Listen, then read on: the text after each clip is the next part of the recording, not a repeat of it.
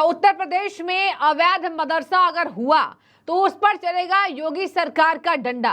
और बता दें आपको, मदरसे से कोई दिक्कत नहीं है, लेकिन अवैध मदरसे से दिक्कत है। और बता दें आपको, यहां पर यूपी के प्राथमिक विद्यालय में मदरसा चलाने की अनुमति तक नहीं थी, लेकिन मौलाना मदरसा चला रहे थे और हो गए गिरफ्तार। बड़ी खबर इस वक्त की। एक बात और बता दूं, उत्तर प्रदेश का है दूसरा मामला, जहां एक मौलाना अड़ गए कि हम भैया मदरसा चलाएंगे। उसके बाद क्या था आपको पता होगा दर्शकों की, मदरसे को लेकर सीएम योगी का सख्त एक्शन हमेशा ही उत्तर प्रदेश में देखने को मिलता है और कई ऐसे अवैध मदरसे हैं जिसको सीएम योगी ने बंद करा दिया है। हम देख रहे हैं कि जब से उन्होंने शासन व्यवस्था को संभाला है, उत्तर प्रदेश को चमकाने का काम किया है, प्रदेश में शांति आई है, प्रदेश में व्यवस्था सुव्यवस्थित है, तरीके से चल रही है। और यही नहीं, यूपी बोल रहा है, अपने विकास की नई गाथा रच रहा है।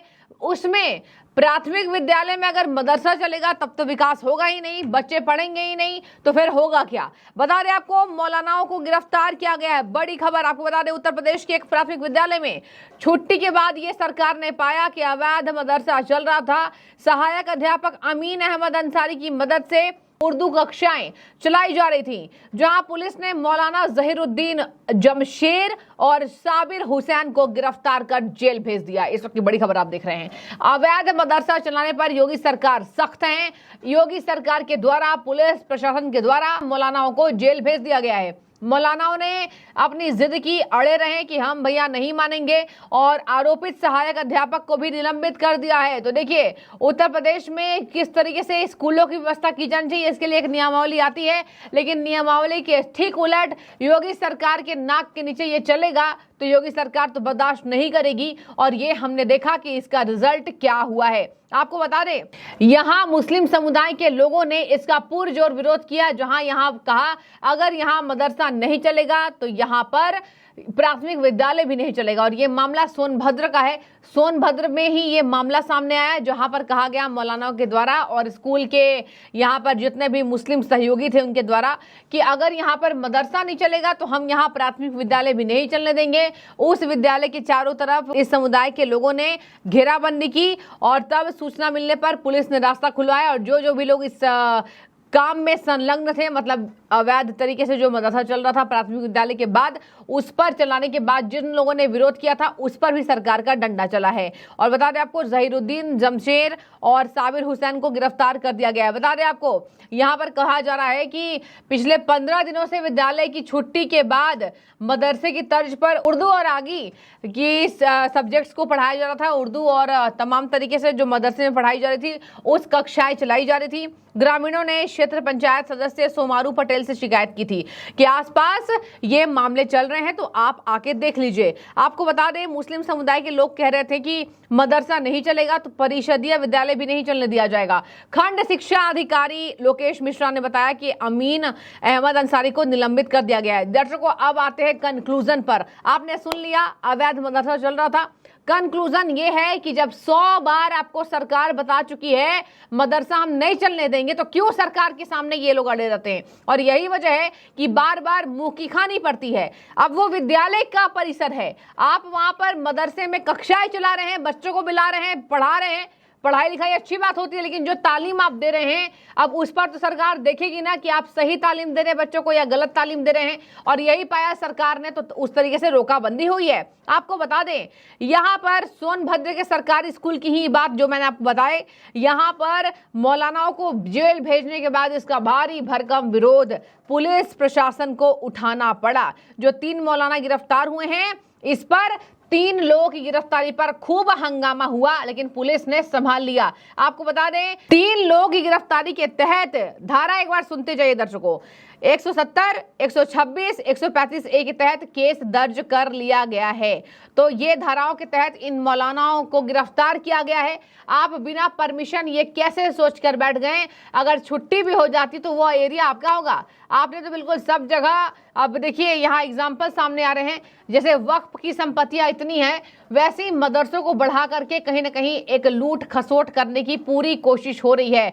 आपको बता दें, ग्रामीणों ने एसडीएम से शिकायत की है। बिजनौर से भी एक खबर सामने आ रही है, बिजनौर में भी अवैध मदरसा चलाया जा रहा था, जिस पर गिरफ्तारी पुलिस को करनी पड़ी, तब जाके यहां पर ये बातें उछली हैं। एक बात मैं आपको और बता दूं, लोकसभा चुनाव के पहले सीएम योगी सख्त नजर आ रहे हैं। नियमावली से लेकर यूपी की विकास से लेकर यूपी के स्ट्रैटेजिक विकास से लेकर सभी बातों पर उत्तर प्रदेश के मुखिया यानी योगी सरकार की नजर है। ये नजर तब तक रहेगी जब तक शासन व्यवस्था को योगी सरकार द्वारा चलाया जाएगा।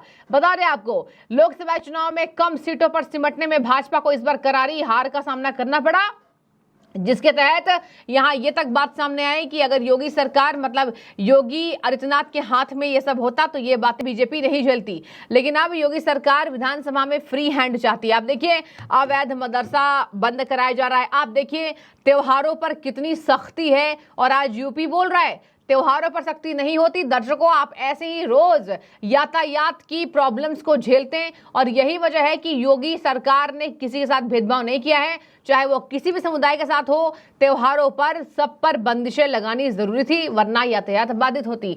आप देखिए, ईद के त्यौहार पर, कांवड़ के त्यौहार पर, सभी पर आपको छूट मिली है, लेकिन खुली छूट नहीं मिली है कि आप कुछ भी कर पाए। अब देखिए ना, ईद के त्योहारों पर या फिर जिस तरीके से मीट की दुकानें चलाई जा रही थी, सबको बंद कर दिया गया है। और ये बंद इसलिए किया गया, और तीर्थ स्थल पर दूर दूर तक आपको, इसके आसपास भी कोस तक आपको मीट की दुकानें नहीं मिलेंगी। ये हुआ है यूपी में बाबा मुखिया की सत्ता संभालने के कारण, और हम देख रहे हैं कि बिना भेदभाव के सबके साथ योगी सरकार एक विकास के लिए सबको एक साथ जोड़कर चल रही है। हालांकि कुछ दौर पर विरोध भी हो रहा है, लेकिन अब योगी सरकार ने कह दिया है कि यूपी विधानसभा में हम वो बात नहीं दोहराएंगे जो 24 के लोकसभा में हमने दोहराया है। बता दें आपको, 24 के लोकसभा में इसी वजह से योगी सरकार को शिकस्त झेलना पड़ा। कुछ जगह मतदाताओं की नाराजगी नहीं देखी गई, कुछ जगह कैंडिडेट्स के ऊपर जो आरोप लग रहे थे उसको नजरअंदाज किया गया है कि कैंडिडेट्स जो हैं वो अच्छे नहीं हैं, नजरअंदाज कर दिया गया, और योगी सरकार की खुद की सूची नहीं थी। आप देखिए, केशव प्रसाद मौर्य से थोड़ी सी अनबन, लेकिन यही केशव प्रसाद मौर्य जम कर तारीफ करते नजर आ रहे हैं। और वैसे भी आप जनता से पूछिए, अगर आप यूपी का हाल जानना चाहेंगे, यूपी में योगी सरकार को ही लोग सराह रहे हैं। परसेंटेज देखिएगा, अखिलेश यादव की सीटें ज्यादा आई हैं, लेकिन यूपी में मुख्यमंत्री के तौर पर जनता योगी आदित्यनाथ को एक बार फिर से देखना चाह रही है।